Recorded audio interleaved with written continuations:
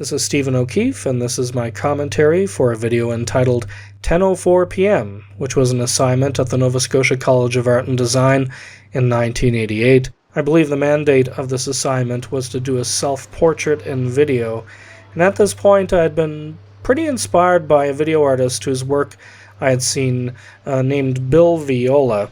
And a lot of his work had to deal with the nature of time, that is, time sort of slowly unfolding.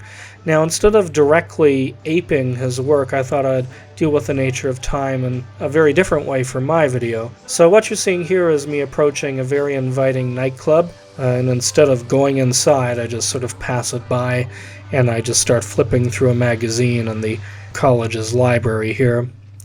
Now, intercut with this are the interiors of the college's men's washroom, which are loaded with sexual profanity on the walls.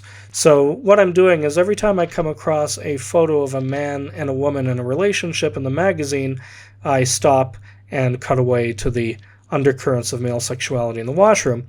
Now, this video was done in an era when the whole concept of same-sex oriented relationships was not really discussed very much, and if it did come up, it was discussed within the parameters of AIDS.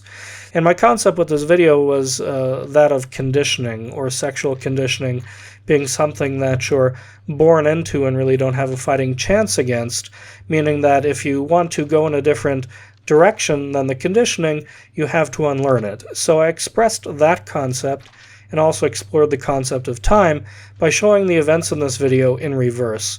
So you'll notice that when I go into the washroom, the urinal has been flushed, and at the end of it, it's waiting to be flushed. So that's reverse of when I arrived. And likewise with the magazine, even though I'm flipping forwards in the magazine, it's actually being edited from back to the front and not in a narrative order.